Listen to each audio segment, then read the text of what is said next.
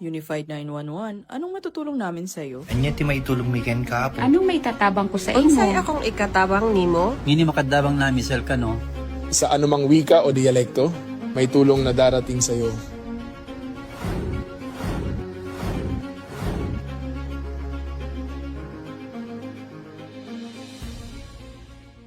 Lilingkod sa bawat Pilipino at magbibigay ng tamang impormasyon para sa tahimik at maayos na Pilipinas. Police News Network, alagad ng batas, tagapagtaguyod ng balitang pulis, sandigan ng mamamayan, patnubay ng katotohanan. Kampo Krame, maghahatid ng pinakahuling kaganapan at nagbabagang balita. Ito ang PNN Police News Network. At ngayon, ang inyong mga tagapagbalita. Magandang araw, Bagong Pilipinas. Ako ang inyong alagad ng batas, tagataguyod ng Balitang Pulis, Patrolman Adrian Dayao. Maghahatid sa inyo ng tamang balita, kwento ng pulis at serbisyo para sa mamamayan. At ito ang PNP News Online, ang pangunahing balita ng Police News Network, alagad ng batas, tagataguyod ng Balitang Pulis.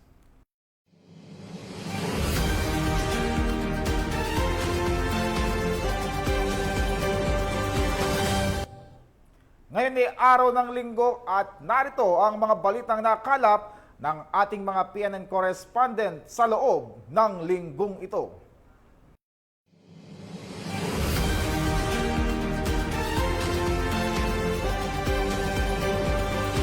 Hinimok ng Police Regional Office 8 ang pagpapatuloy ng kanilang kampanya laban sa smuggling ng sigarilyo upang maiwasang maging transit point ng smuggled goods ang rehiyon.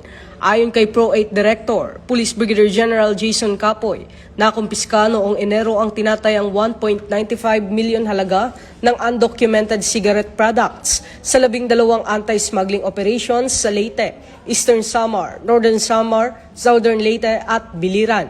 Kasama sa operasyon ang naarestong 10 suspected smugglers at iba pang notable seizures tulad ng 568 rims at 35 packs ng smuggled cigarettes sa Allen, Northern Samar noong Enero 19 at 21.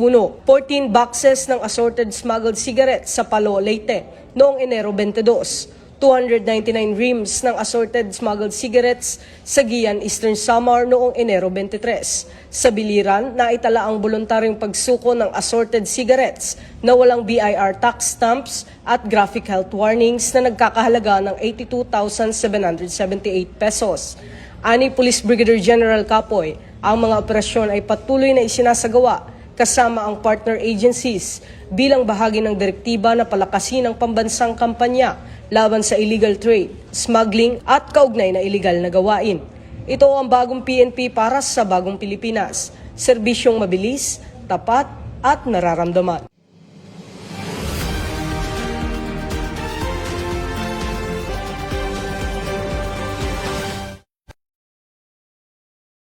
Arestado ang isang 27 anyos na lalaki sa isinagawang drug buy-bust operation ng Haniway Municipal Police Station sa Barangay Sigasiga, Don Tilotero East, Haniway, Iloilo. Nito lamang ika-4 ng Pebrero taong kasalukuyan. Kinilala ni Police Captain Marlon Perez, hepe ng Haniway MPS, ang suspect sa alias na Jonel, na itinuturing bilang newly identified street-level individual. Ayon sa ulat ng pulisya, matagumpay na nabili ng police pusher buyer ang isang sachet ng hinihinalang illegal na droga mula sa suspect sa halagang 6,600 pesos na naging dahilan ng kanyang agarang pag-aresto. Sa isinagawang body search at follow-up operation, nadiskubre pa mula sa suspect ang karagdagang 18 gramo ng hinihinalang illegal na droga na may tinatayang standard drug price na 122,400. Kasalukuyang nasa kustudiya ng Haniway Municipal Police Station ang nasabing suspect at nakatakdang sampahan ng kaukulang kaso kaugnay sa paglabag sa Comprehensive Dangerous Drugs Act of 2002. Patuloy na pinaiigting ng Philippine National Police ang kanilang kampanya laban sa illegal na droga bilang bahagi ng kanilang layunin na mapanatili ang kapayapaan at kaligtasan ng komunidad, at hinihikayat ang publiko na makipagtulungan sa mga otoridad sa pagsugpo ng anumang uri ng kriminalidad. Mula dito sa Police Regional Office 6, ako ang iyong Police News Network Correspondent, Patrolwoman Glidel Astrologo, alagad ng batas, tagataguyod ng Balitang Pulis.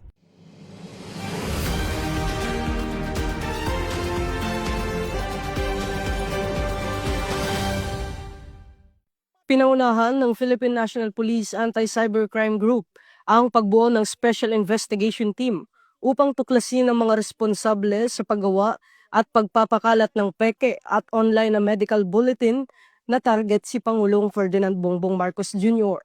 Ayon kay PNP ACG Acting Director, Police Brigadier General Wilson Asueta, pinalakas ng grupo ang cyber monitoring upang masubaybayan ang pinagmulan at pagkalat ng dokumentong ito. Binanggit din niya na nakatuon ang ACG sa digital investigation habang ang pag-verify ng tunay na medical record ay isinasagawa ng ibang ahensya. Ipanaliwanag ni Police Brigadier General Asueta na ang posibleng kaso ay maaaring kaugnay ng Article 154 ng Revised Penal Code tungkol sa unlawful publications at fake news, pati na rin ang falsification. Binigyan din rin ng St. Luke's Medical Center na ang dokumento ay peke at falsified at pinaaalalahanan ng publiko na ang medical results ay binibigay lamang sa pasyente sa pamamagitan ng opisyal na hospital channels. Hinihikayat ng PNP ACG ang publiko na mag-ingat sa social media at huwag magbahagi o mag-post ng impormasyon na hindi tiyak upang maiwasan ang kalituhan at kaguluhan sa komunidad. Ito ang bagong PNP para sa bagong Pilipinas. Serbisyong mabilis, tapat at nararamdaman.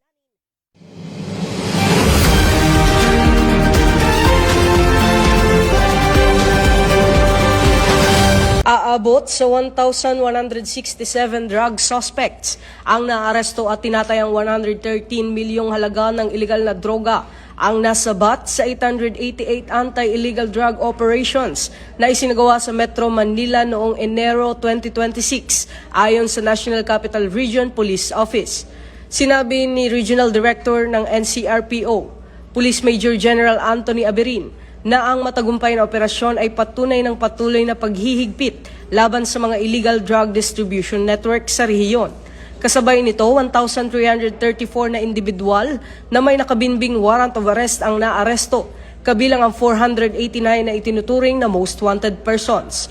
Bukod sa illegal na droga, 1,793 illegal gambling suspects ang nahuli sa 800 na operasyon at nasabat ang 418,272 pesos halaga ng gambling paraphernalia at cash bets. Samantala sa 204 operasyon kontra loose firearms, naaresto ang 206 violators at nasabat ang 209 unlicensed firearms.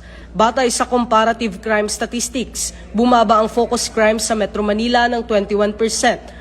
Mula 552 incidents noong Enero ng nakaraang taon tungo sa 435 incidents ngayong Enero. Ani Police Major General Aberin, ang mga resulta ay patunay ng tuloy-tuloy na operational focus at mahigpit na pagpapatupad ng batas upang mapanatili ang kaligtasan at kaayusan sa Metro Manila. Ito ang bagong PNP para sa bagong Pilipinas. Serbisyong mabilis, tapat at nararamdaman.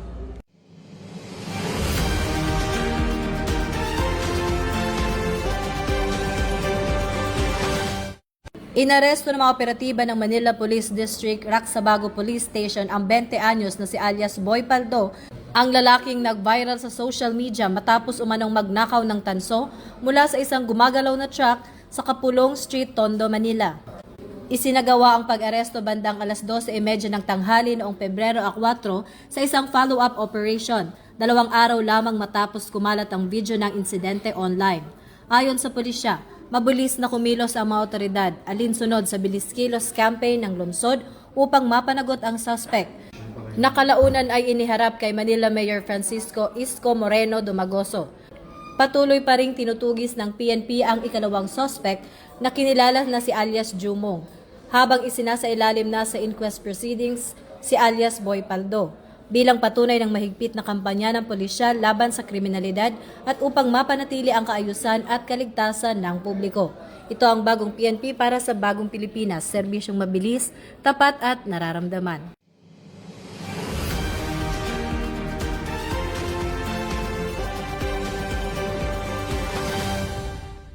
Nakasabat ng mga otoridad ang 20 abandoned inbound parcels na naglalaman ng hinihinalang marijuana kush sa Central Mail Exchange Center noong Martes, 2 ng Pebrero ayon sa Aviation Security Group. Tinatayang halaga ng shipment ay higit 8.9 milyon at ito ay nakalaan sa mga tatanggap sa loob ng bansa. Ang operasyon ay bunga ng rutinang inspeksyon ng Bureau of Customs sa mga international parcels at malapit na koordinasyon ng mga otoridad sa paliparan, kabilang ang NAIA Interagency Drug Interdiction Task Force at mga intelligence personnel ng ABSA Group.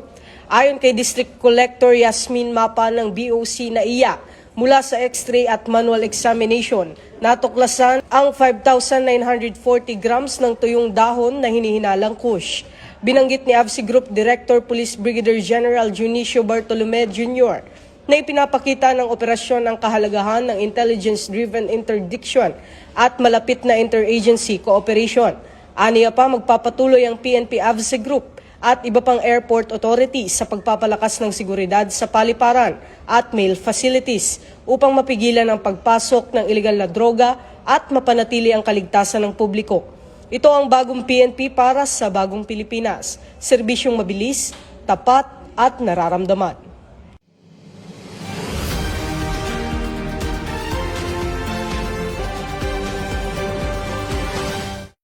Sinimulan na ng Philippine National Police ang proseso ng DNA analysis upang tukuyin ang mga bangkay na narecover mula sa lumubog na MV Tricia Kirsten 3 sa Basilan. Ayon kay PNP Chief Police General Jose Melencio Nartates Jr., nagbibigay na ng DNA samples ang pamilya ng mga biktima sa scene of the crime operatives para sa tamang identifikasyon. Nakikipag-ugnayan ang PNP sa Philippine Coast Guard at iba pang ahensya upang masiguro ang maayos na koleksyon, paghawak at pagsusuri ng DNA. Binigyan din ni Police General Nartates na maraming salik ang maaaring makaapekto sa proseso, kabilang ang kondisyon ng bangkay at ang environmental condition sa ilalim ng dagat. Ngunit handa at may kakayahan ang SOCO sa professional na forensic analysis. Hanggang Martes ng gabi, nakarecover ang Philippine Coast Guard ng 43 bangkay habang nananatiling 316 ang nakaligtas. Ang MV Tricia Kirsten 3 ay umalis mula Zamboanga City papuntang Hulos Lu noong Enero 25 ng gabi, ngunit lumubog sa tubig ng Basilan noong Enero 26 ng umaga. Kasunod ng insidente, ipinagrounded ng Department of Transportation ang buong fleet ng Allison Shipping Lines habang isinasagawa ang maritime safety audit. Ito ang bagong PNP para sa bagong Pilipinas. Serbisyong mabilis, tapat at nararamdaman.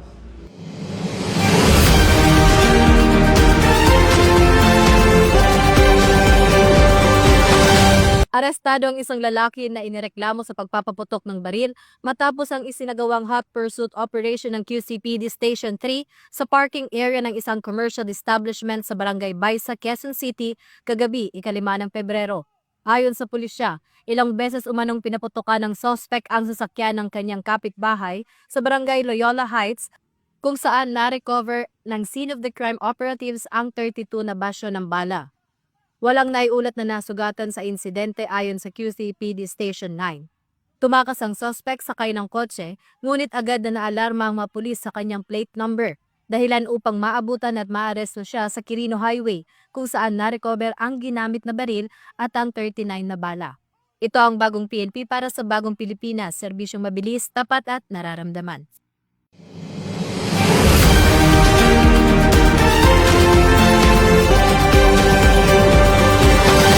Magandang araw mga ka-PNN. Nandito tayo ngayon sa PNP Training Service, kung saan makikita nyo sa aking likuran ay nagkakaroon ng special jiu-jitsu training ang Philippine National Police bilang paghahanda at pagpapalakas ng kasanayan at disiplina at tamang pagtugon sa mga sitwasyong nangangailangan ng pisikal na kahandaan. Halika, alamin natin ang buong detalye sa Police News Network. Ang naturang programa ay sa ilalim ng direktiba ni Police Brigadier General Aligre L. Martinez, ang Acting Director ng PNP Training Service, kasama ang PNP National Headquarters Jiu-Jitsu Team at iba't ibang personnel mula sa iba't ibang unit. Sa nasabing pagsasanay, nagkaroon ng grappling at control na makakatulong sa ligtas at epektibong pagharap sa mga suspect, lalo na sa mga sitwasyong nangangailangan ng pag-aresto nang hindi gumagamit ng labis na puwersa. Naging panauhing pandangal naman si Master Ralph Gracie, 7th degree Coral Belt Brazilian Jiu-Jitsu na nagbahagi din ng kanyang kaalaman at karanasan. Ang nasabing jiu-jitsu training ay nakatuon sa disiplina, control at de-escalation techniques na pwedeng mabawasan ang pinsala sa kapwa, pulis at mga sibilyan. Nakakatulong din ito sa ating mga pulis sa pagpapanatili ng maayos na pangangatawan at mental alertness ng mga personnel. Malaki po ang maitutulong nito sa ating mga pulis dahil hindi po nila kailangan gumamit ng striking suntok, sipa. Ang gagamitin na po nila is control or technique, which is hindi po masasaktan yung ating mga subject pag kinailangan pong magkaroon ng physical na confrontation. Sa tinuturo po natin dito, kumbaga tawagin po ay battle-tested na po ito. Patuloy ang PNP sa pagsasagawa ng mga ganitong uri ng pagsasanay bilang bahagi ng kanilang advokasya na magkaroon ng mas profesional, handa at makataong kapulisan sa serbisyo ng sambayan ng Pilipino. Ito ang bagong PNP para sa bagong Pilipinas, serbisyong mabilis, tapat at nararamdaman. Mula dito sa PNP Training Service, ako ang inyong Police News Network Correspondent, Patrolman Edwin Baris, alagad ng batas, tagataguyod ng Balitang Pulis.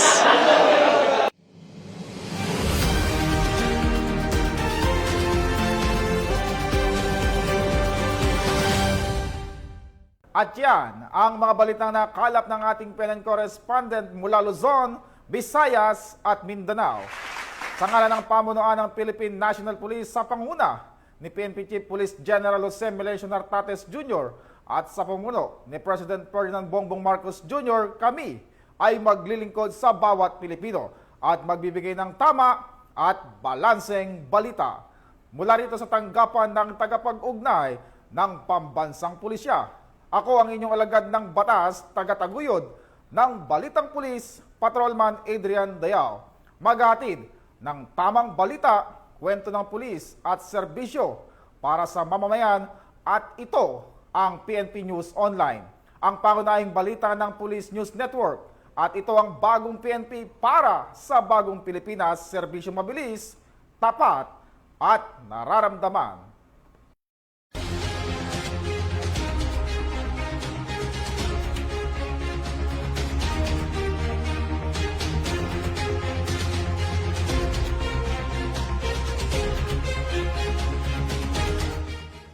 Police News Network, alagad ng batas, tagapagtaguyod ng Balitang Pulis.